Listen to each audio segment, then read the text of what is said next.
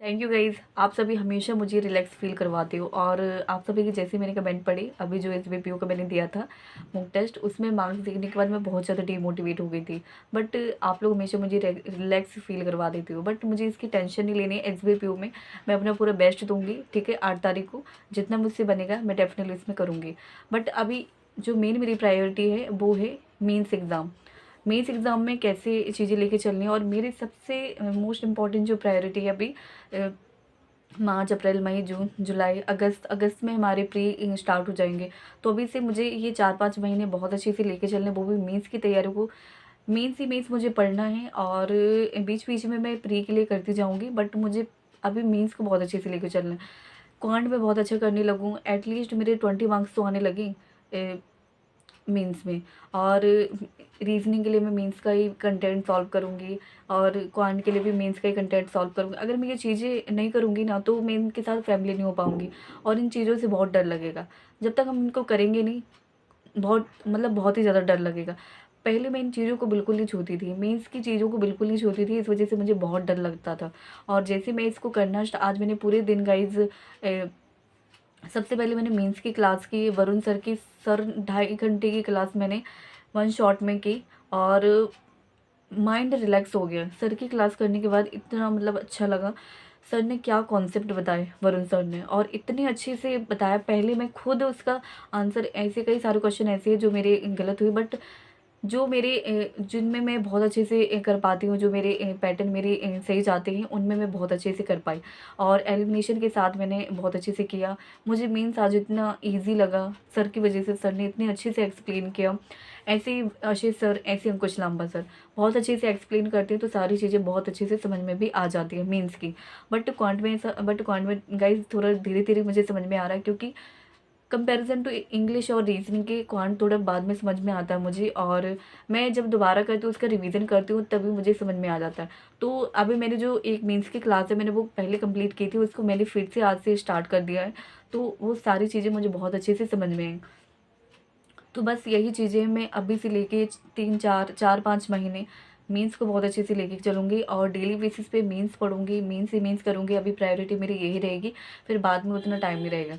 और अभी मैंने दिसंबर से, मैंने आप सभी को बताया, नवंबर, दिसंबर, जनवरी, फरवरी, मैंने ये 4 महीने के करंट अफेयर्स में कर रही हूँ तैयार। और मैं कहाँ से कर रही हूँ, अफेयर्स क्लाउड्स, वहाँ से मैं कर रही हूँ। और वहीं पे मुझे पीडीएफ मिल गई थी, तो उन्हीं को मैं कंप्लीट कर रही हूँ और मैं कहीं पे गई नहीं। इसके बाद मैं क्यूज़ीज़ वगैरह लगाऊंगी और इनको मैं कंप्लीट कर रही हूँ। स्टैटिक जीके, बैंकिंग एमएनएस भी वहीं से मुझे पीडीएफ मिल गई, तो वहीं से मैं उसको भी पढ़ रही हूँ। तो वहाँ से मैं इसको कंप्लीट कर रही हूँ। तो अभी से लेके चलूँगी और अभी जो करंट अफेयर्स करेंगे वो आगे आगे भी काम आएंगे। जो हमारे अपकमिंग एग्ज़ाम है, उनमें भी बहुत मतलब काम आ सकते हैं। मतलब लेके चलो तो ज़रूर काम आएंगे। अभी जनवरी से सारी चीज़ें, ये जो आने वाले एग्ज़ाम है, उनमें बहुत इंपॉर्टेंट मतलब रोल प्ले करेंगी। तो अभी से बहुत अच्छे से करके लेके चलना है। तो बस गाइस मैं यही बताना चाहती थी कि अभी अभी से मैं मेंस को, मैंने बहुत बड़ी गलती की है, पहले भी बहुत बड़ी गलती की है कि मेंस को हमेशा मैं छोड़ के चली हूँ। इसी वजह से मैं ना मेंस में कोई स्ट्रेटजी बना पाती थी, ना कोई चीज़ें अच्छे से कर पाती थी। कुछ चीज़ें मुझे पता ही नहीं था कितनी करने चाहिए, कितनी मतलब क्या स्ट्रेटजी मैनेज क्या डिस्क्रिप्टिव राइटिंग में करना चाहिए, कैसे उसको तैयार करना चाहिए। ये चीज़ें हमेशा मैं सोचती नहीं थी इनके बारे में। बस प्री सोचती थी। प्री बार के में अगर लिमिटेड रहेंगे ना, वहाँ तक लिमिटेड रहेंगे ना, तो कुछ नहीं हम कर पाएँगे। मीन्स के बारे में भी आप जानिए, समझिए कितने मार्क्स से कितने में। अभी कई सारे लोगों को ऐसा होगा कि अभी पता ही नहीं होगा कितने-कितने मार्क्स के क्वेश्चन आते हैं, कितने है ना? कितने क्वेश्चन आते हैं, कितने मार्क्स के आते हैं, कितना टाइम होता है।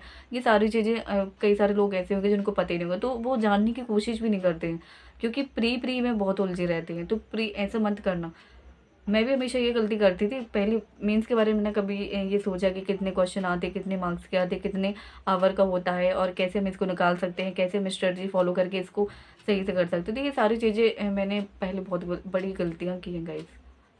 तो ऐसे आप लोग मत करना। अगर आप लोगों ने प्री दिया है तो देख लीजिए, अगर आपको नहीं लग रहा है कि नहीं हो पाएगा, फिर भी करते चलिए, डेफिनेटली होगा। करिए, डेफिनेटली होगा। पॉजिटिव वे में तो करते चलिए, डेफिनेटली होगा। तो ठीक है गाइस, मैंने आप सभी को बताया था कि मेरी अब मेन प्रायोरिटी मेंस ही मेंस रहेगा। मेंस को ही मुझे करना है सॉल्व। पीडीएफ से करूँगी, क्लासेस वगैरह से करूँगी, खुद से सॉल्व करूँगी, सेशनल मॉक दूँगी, बहुत अच्छे से ट्राई करूँगी मेंस के लिए, जिससे कि अभी आने वाले जितने भी एग्ज़ाम हैं उनमें मैं बहुत अच्छा परफॉर्म कर सकूँ। तो बस यही मैं आप सभी से कहना चाहती थी। मेंस के लिए हम हमेशा गलती करते हैं, ऐसे मत करें। मेंस के बारे में जानें कैसे हम इसको निकाल सकते हैं, तभी हम प्री के लिए प्री के बारे में सोचते रहते हैं, तो मेंस के बारे में हम कुछ नहीं जानना चाहते। अभी देखिए कि हम मेंस को कैसे निकाल सकते हैं। अभी अपनी स्ट्रेटजी बनाइए कि कैसे हम कहाँ से मार्क्स गेन कर सकते हैं। ये चीज़ें सोचिए, तभी हम उसमें कर पाएंगे, तभी हमारे अंदर कॉन्फिडेंस आएगा। अगर हम चीज़ों से अवेयर नहीं रहेंगे, तो फिर कैसे हम अपनी स्ट्रेटजी बनाएंगे, कैसे हमें कॉन्फिडेंस आएगा। ये अलग ही चीज़ होती है। अगर हमें सारी नॉलेज होती है ना कि मीन्स में हमें कैसे क्या करना है, तो अलग कॉन्फिडेंस आता है कि हमें इतने मार्क्स गेन करने हैं। ये चीज़ें अगर आ जाएंगी ना, तो डेफिनेटली हम बहुत अच्छा करने लगेंगे मीन्स एग्जाम में। आप देख लीजिए, आप खुद ही देख लीजिए आपको कितने मार्क्स गेन कर पा रहे हो, कितने आपको चाहिए और कितना आप कर सकते हो, तो आप लोगों में खुद ही कॉन्फिडेंस आ जाएगा। तो ये चीज़ें मैंने अपने आप में रियलाइज़ की हैं। तो पहले मैं मेंस को बिल्कुल नहीं इतना ज़्यादा मतलब लेती थी, बहुत लाइटली लेती थी, और इसी वजह से मैं कभी इसके साथ फैमिली नहीं हो पाई। तो ऐसा मत करना गाइस, बहुत अच्छे से करिए, डेफिनेटली हो जाएगा, डेफिनेटली।